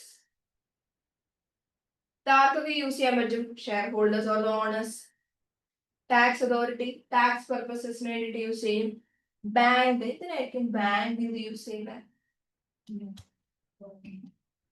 Loan കൊടുക്കണോ വേണ്ടയോ? മേ ബി ഈ ബിസിനസ് അവരെ അപ്രോച്ച് ചെയ്തിട്ടുണ്ടാവും ലോണിന് വേണ്ടിയിട്ട്. So should we give loan or not? ലാഭത്തിലാണോ പോകുന്നത്? അസറ്റ് ബാക്കപ്പ് എത്രയുണ്ട്? അസറ്റിനേക്കാളും കൂടുതൽ ബാധ്യതകളാണോ?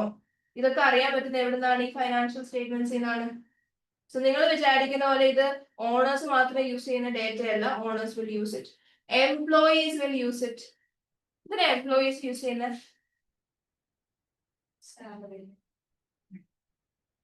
ഇതൊക്കെ അല്ലാതെ കിട്ടുന്നുണ്ടല്ലോ. കമ്പനി ലാഭത്തിലാണോ നഷ്ടത്തിലാണോ എന്ന് പോകുന്ന അനുസരിച്ച് വേണം അവർക്ക് ഫ്യൂച്ചർ കരിയർ പ്ലാൻസ് നടത്താൻ. അതായത് should we move to another company, വേറെ ജോലി നോക്കി പോണോ? Should we continue in this company? അതിന് വേണ്ടിയിട്ടാണ് എംപ്ലോയീസ് നോക്കുന്നത്. അതേപോലെ തന്നെ പ്രോഫിറ്റ് ആണെങ്കിൽ ബോണസ് ഡിമാൻഡ് ചെയ്യുന്നതിന് കുഴപ്പമില്ലല്ലോ. സോ ബോണസ് ഡിമാൻഡ് ചെയ്യുക, അങ്ങനത്തെ ആസ്പെക്റ്റില്.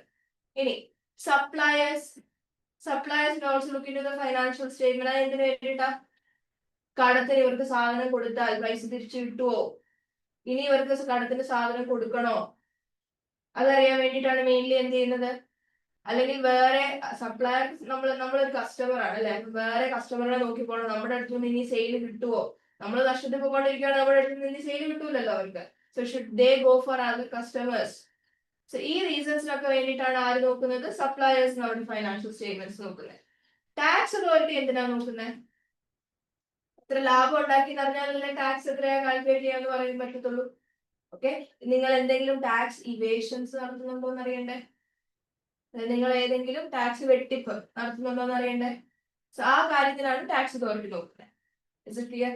സോ അങ്ങനെ നിങ്ങൾ വിചാരിക്കുന്നതിലും കൂടുതൽ ആൾക്കാർ ഈ ഫൈനാൻഷ്യൽ റിപ്പോർട്ട്സ് യൂസ് ചെയ്യുന്നത് ഫോർ പല പല പർപ്പസസ്. സോ ദെയർഫോർ ഈ ഒരു കാര്യം ഇസ് വെരി ഇമ്പോർട്ടന്റ്. അതായത് ഒരു ബിസിനസിനെ കുറിച്ച് അറിയാൻ പറ്റുന്നത് അവരുടെ ഫൈനാൻഷ്യൽ സ്റ്റേറ്റ്മെന്റ്സ് വെച്ചിട്ടാണ്. So preparing financial statement is very important. അപ്പൊ അത് ഒറ്റയടിക്ക് നടക്കത്തില്ല. ആദ്യം ഇൻഡിവിജ്വൽ ഡേറ്റാസ് നമ്മൾ ഇങ്ങനെ റെക്കോർഡ് ചെയ്യും, പിന്നെ അതിനെ ഓരോ കാറ്റഗറി ആയിട്ട് ഗ്രൂപ്പ് ചെയ്യും, and then on from that we prepare the financial statements. Is it clear? So ചോദിച്ചോ.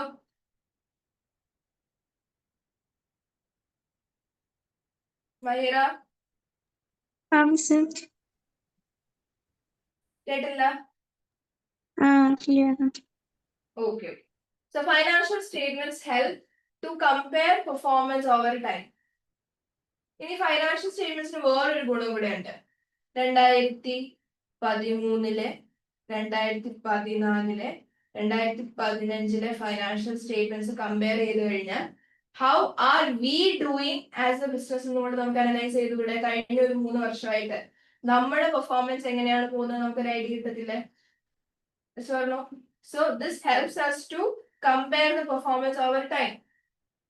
കഴിഞ്ഞ വർഷം നമുക്ക് 2000 ലോസ് ആയിരുന്നു. ഈ വർഷം നമുക്ക് 2004 നമുക്ക് 1000 പ്രോഫിറ്റ് ആയി. ഇപ്പൊ നമുക്ക് 20,000 പ്രോഫിറ്റ് ആയി. So we are improving, right? So ഇത് നമുക്ക് എങ്ങനെ അറിയാൻ പറ്റുള്ളൂ? When we prepare financial statements for that period. ഇത്രയും പീരീഡിലേക്കുള്ള ഫൈനാൻഷ്യൽ സ്റ്റേറ്റ്മെന്റ്സ് പ്രിപ്പയർ ചെയ്ത് കഴിഞ്ഞാൽ വി ക്യാൻ ഡു എ കമ്പാരിസന്റെ ട്രെൻഡ് ഐഡന്റിഫൈ ചെയ്യാൻ പറ്റും.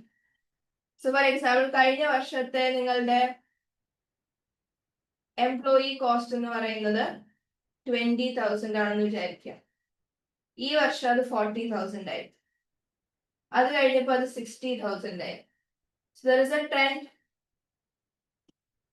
എല്ലാ വർഷവും എത്ര വെച്ച് കൂടുന്നുണ്ട്? 20,000 വെച്ചിട്ട് കൂടുന്നുണ്ട്. So അത് നമുക്ക് ഐഡന്റിഫൈ ചെയ്യാൻ വേണ്ടി പറ്റും because we have a financial statement. So we can identify spot trends and also risk identify ചെയ്യാൻ പറ്റുന്നുണ്ട്.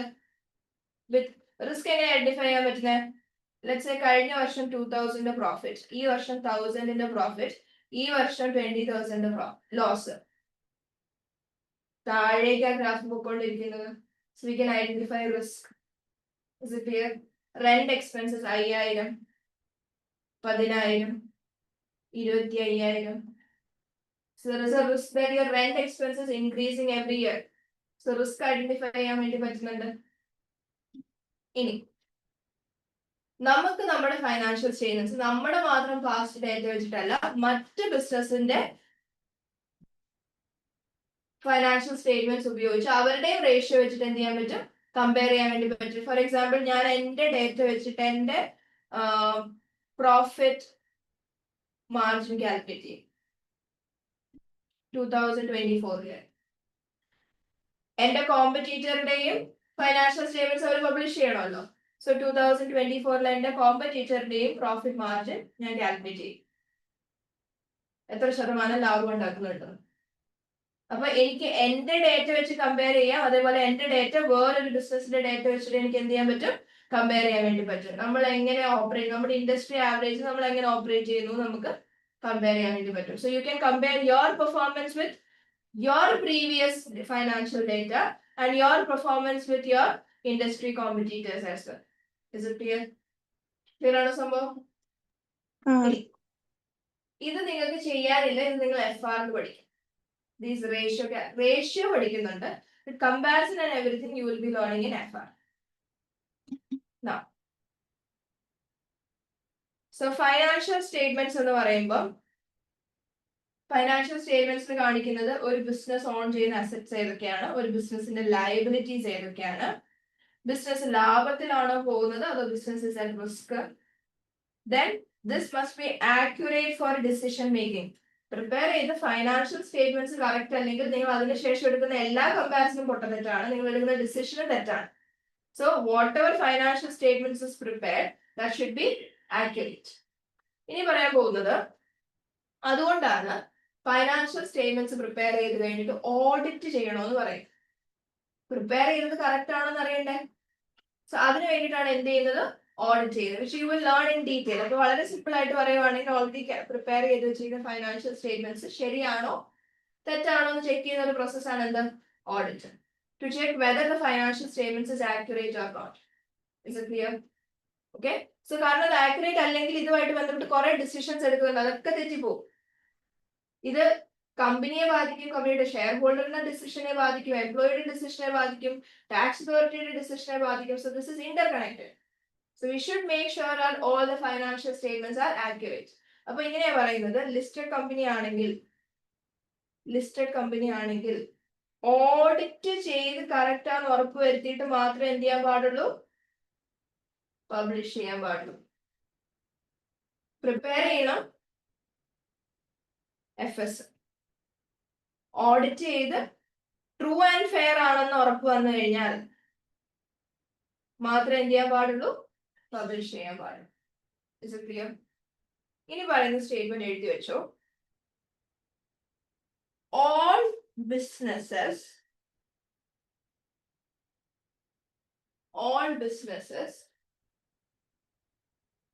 should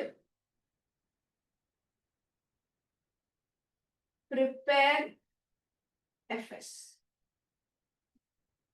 Only limited liability company should publish FS.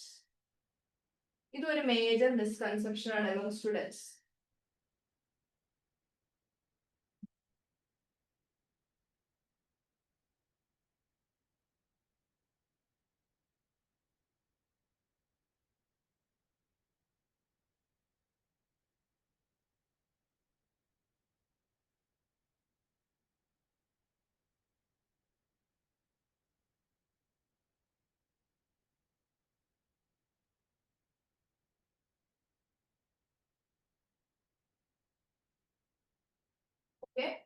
So what is the meaning of that?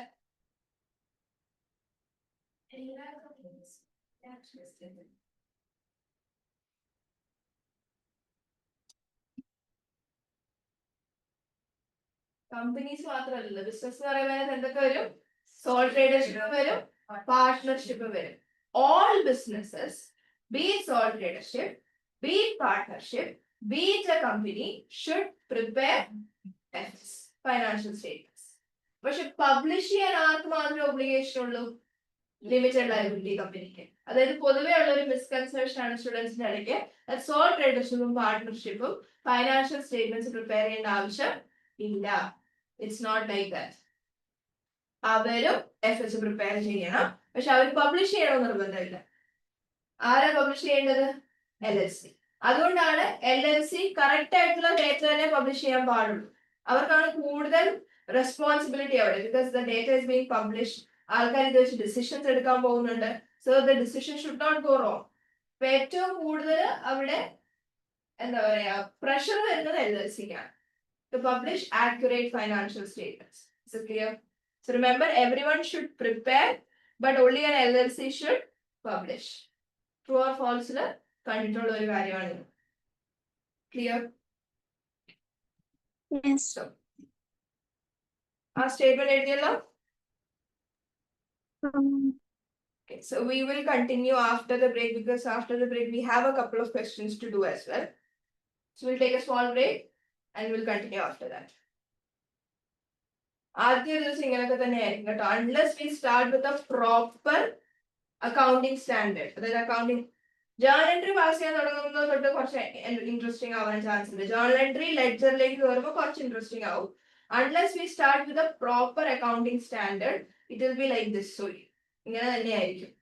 ഇത് കുറെ theory നമ്മൾ discuss ചെയ്തുകൊണ്ടിരിക്കേണ്ടി വരും. So we കാണ്ട് avoid that. അതുകൊണ്ടാണ് intensity കുറച്ച് ഒരു ദിവസം ഇങ്ങനെ ഒരു ദിവസം വേറൊരു ടോപ്പിക് എടുക്കാവുന്ന ഡിസിഷനിൽ എത്തിയിരിക്കുന്നത്. You take a small break and we'll join after that.